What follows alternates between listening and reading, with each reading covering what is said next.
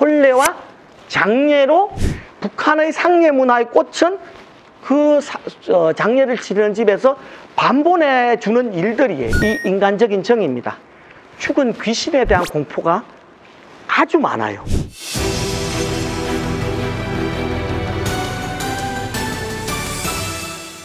전통 상례 부분을 잠깐 살피겠습니다. 절차가 복잡하죠. 네, 엄청 복잡해 보여요. 네, 우리가 이야기하는 상례는 사람이 죽어서 땅에다가 묻는 절차까지는 우리가 그걸 초상이라고 이야기하죠. 초상 과정은 우리는 장례라고 이야기하면 됩니다.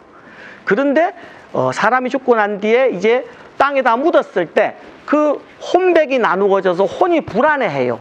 그러니까 그 혼을 진정시키기 위해서 땅에다가 모시고 화장을 해서 모시고 집에 돌아오자마자 제를 지내는 걸 우리가 우제라고 합니다. 그게 초우제, 제우제, 사무제. 우리가 사무제라는 말은 들어봤을 겁니다. 사무제라고 하고 그 다음에 이제 졸곡제를 지내고 1년 만에 소상제를 지냅니다. 그걸 소상이라고 이야기하고 2년 만에 대상을 지내요. 그러면 24개월이 지나죠. 그러면 그 뒤에 이제 담제와 길제를 지나면 해가지고 모든 게 탈상이 되는데 저게 27개월이 걸리거든요. 저게 이제 전체의 상례 문화입니다. 저걸 여러분들에게 뭐 저걸 다 아십시오? 아니요. 일생에 한 번이나 두 번, 부모님 돌아가시면 겪게 될 부분들인데 상조회사에서 다 해줍니다. 아, 좋네요. 네. 네. 그렇기 때문에 저걸 다 준수합시다 라고 이야기하는 게 아니라 어떻게 변화하는가에 대해서 이야기하겠습니다.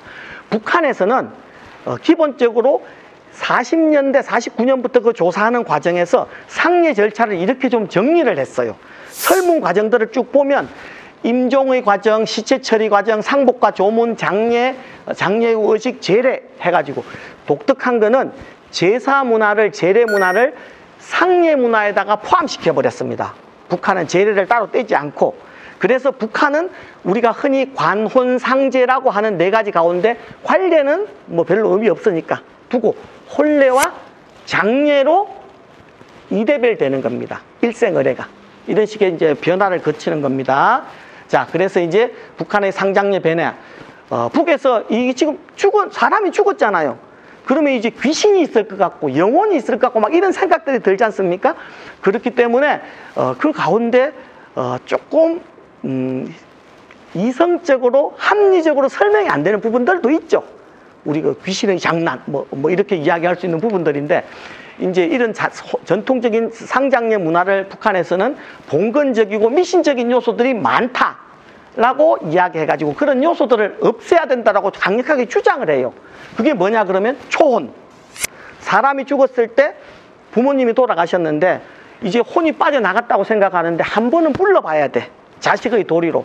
그래서 지붕에 올라가서 높은 곳에 가서 평소에 입었던 적삼을 가지고서 손을 잡고 복. 여러분 사극 드라마에 보면 임금님 돌아가시면 내관들이 그 지붕에 올라가서 옷 갖고 이렇게 하는 거 있죠. 그게 이제 초혼. 저걸 호복이라고도 하고 초혼. 김소월의 시에 초혼이라는 시 있지 않습니까? 산산이 부서진 이름이 허공중에 헤어진 이름이 이렇게 하는데 그 초혼입니다. 그 다음에 저 사자밥은 우리 민족만 하는 겁니다. 유교 의례 없어요. 저승에서 죽은 영혼을 데리러 저승사자가 3사람이 온다고 생각해서 사람이 죽고 나면 저 초혼 절차 다음에 사자밥을 차려놓는 겁니다. 그런 것. 그 다음에 북한에서는 입관을 할 때 이제 염을 해가지고 입관을 할 때 저승에서 노자로 쓰시라고 저승에서는 우리가 쓰는 지폐 10만 원짜리 수표 심사임당이 그려진 5만 원권은 통용이 안 됩니다. 저승에서의 돈은 하얀 백지예요. 그래서 그걸 쭉 태워서 올려야 됩니다. 송금하는 방식이에요. 그걸 우리가 소지 올린다고 이야기하지 않습니까? 그래서 인정드리기는 뭐냐 그러면 입관을 할 때 관에 시신을 모실 때 자식들은 입었던 저고리에서 동정을 뜯어서 넣어줘요. 그게 저승 가는 노자예요. 마을 사람들이나 먼 친척들은 자기 옷을 훼손하면서까지 그럴 이유가 없으니까 그냥 한지를 이 띠 모양으로 해서 목에 걸어준다는 거죠. 그럼 그걸 넣어주는 겁니다. 그걸 인정드리기라고 하는 겁니다. 저 반함은 염을 할 때 마지막에 입에다가 시신을 다 옷을 갈아입히고 입안에다가 불린 쌀을 넣어서 저승 길양식 이라고 하는 게 저 반함입니다. 저렇게 이제 있는 절차들을 우리가 전통적으로 해왔거든요. 저걸 기본적으로 미신이라고 이야기했습니다. 그런데 저거 없애라. 조금 없어지는 것 같았는데도 다시 다 부활해요. 북한에는. 오히려 남쪽은 저거 안 하는 경우 많습니다. 그런데도 저렇게 하고 있습니다. 이런 부분들. 그래서 이제 이 부분들은 인정드리기 제가 이제 설명했습니다. 그 다음 북한에서는 멸려라고 해야 관털기라고 하는 문화가 있습니다. 평양 중심으로 무슨 말씀이냐? 부모님이 요즘도 합니다. 부모님이 돌아가시면 3년이나 5년 후에 무덤을 파요. 파가지고 관을 빼내버리는 겁니다. 그래서 유골 상태를 확인하는 겁니다. 우리는 이걸 이장이라고 이야기하죠. 이장은 무덤을 파면 반드시 새로운 자리로 옮긴다는 전제하에서 무덤을 파는 겁니다. 그런데 북한에서의 관털기, 평안도 지역에서의 관털기는 관빼기, 관털기라고 하는 문화, 저걸 이제 한자로는 멸려라고 하는데, 저 문화는 유골을 확인해보고 유골 상태가 황골로 아주 탈골이 잘 돼갖고 좋으면 그 자리에 다시 묻어요. 우리는 남쪽에는 그런 사례 없습니다. 우리는 무조건 무덤을 한번 파면 옮기는 걸 전제하는 거거든요. 그런데 이제 저 멸려 문화 자체가 평양을 중심으로 평안도의 문화, 위쪽으로 이제 평안북도를 거쳐서 한경도 일부까지도 다 이렇게 확산되어 있는 문화입니다. 그래서 북에서 앞서 김정일 위원장이 혼례 문화에서 큰 상 자체가 지극히 허례의식이야, 하지 마 라고 이야기하면서 상갓집에서 밥 보내기, 밤새워서 술 마시면서 밥 보내는 것도 허례의식이 하지 마라고 했거든요, 김정일 위원장은. 그런데 민간에서 지금도 절대 놓치지 않습니다. 근래까지 온 북에서 오신 분들에게 이야기를 해보면 북한의 상례 문화의 꽃은 그 장례를 치르는 집에서 밤 보내주는 일들이에요. 같이 밤을 보내주면서 상주를 위로하는 것들입니다. 그래서 상주의 슬픔을 같이 나누는 이런 부분들 자체. 그래서 기본적으로 북한에서의 혼례나 장례, 강조하고 싶은 부분은 이 인간적인 정의입니다. 인간적인 정의라는 부분에 아주 주목하고 있다는 부분에 대해서 조금 관심을 가질 필요가 있을 것 같고요.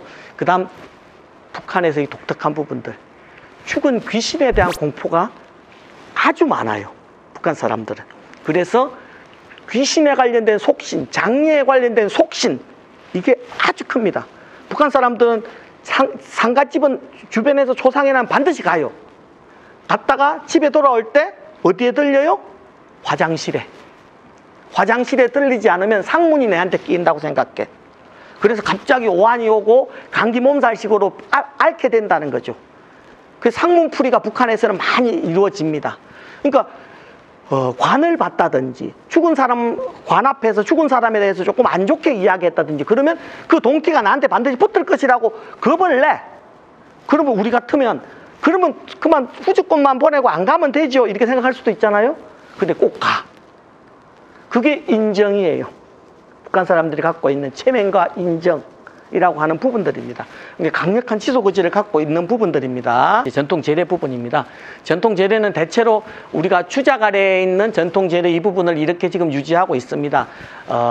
북한에서는 전통 제사 절차를, 여러분도 이제 집안에 제사를 모시는 경우들도 있겠지만서도 이렇게 지킵니까? 그렇지 않습니다. 한마디로 말씀을 드리면 북한에서의 제사는, 제사 종류는 기제사, 생일제, 속절제, 요렇게가 세 가지가 관행적으로 이루어집니다. 중요한 부분은 기제사는 돌아가신 날짜에 모시는 제사죠. 3년 정도만 모시고 그 이후로는 안 모시는 경우가 많습니다. 그 다음 생일제가 남쪽에서는 행하지 않는데 북한에서는 아주 일반화되어 있는 겁니다. 그리고 환갑, 아버지가 환갑 전에 돌아가셨으면 사갑제라 해가지고 환갑 때 성대하게 제사상을 차려줘요. 저거는 조선족 문화에서도 있고 고려인들 문화에도 그대로 있습니다. 아마 북쪽에서 이주해간 디아스포라들의 모습들일 수 있다고 생각되는 건 부분들입니다. 이제 그래서 대체로 기제사, 생일제, 속절제는 명절 제사인데 설 제사보다는 차례라는 말은 북한에서 안 씁니다. 한가위 추석에 산소에 가가지고 음식 차려놓고 모시는 추석 제사, 한가위 제사가 아주 성대하게 온 가족들이 다 모이기 때문에 거기에 대한 기억들이 많더라고요. 자, 그 다음에 당대 봉사만 한다고 생각하시면 됩니다. 부모님 제사만 모시고 배우자 정도만 모신다는 거죠. 할아버지 할머니 제사 모셨는데요. 그거는 아버지가 주제자였기 때문에 아버지의 부모 개념이었고 나에게 해당되는 부분 당대 봉사만 하는 겁니다. 70년대 이전까지는 4대 봉사를 다 했다고 해요. 근데도 이제 변했습니다. 그 다음 이제 제사의 주체는 북한에서는 대체로 큰아들에 한정하지는 않습니다. 형편이 되는 아들 대신 딸이 제사를 모시는 경우는 흔치 않다고 이야기합니다. 딸은 경제적으로 좀 도움을 줄 수 있지만 제사는 대체로 둘째 아들, 뭐 큰아들이 사정이 여의치 않으면 둘째 아들, 셋째 아들이 모신다. 그 다음에 이제 제사는 사망일 날 저녁에서 자정에 모셨는데 요즘은 저녁밥 먹을 때 지낸다. 이런 식으로 좀 변화했습니다. 이제 제수를 차리는 부분들도 독특한 거는 뭔지 아세요? 북한에는 평양 중심으로 황해도 일부만 당국이라고 하는 게 있고 북한에는 국이라는 게 당은 없습니다. 다 냉수를 올려요.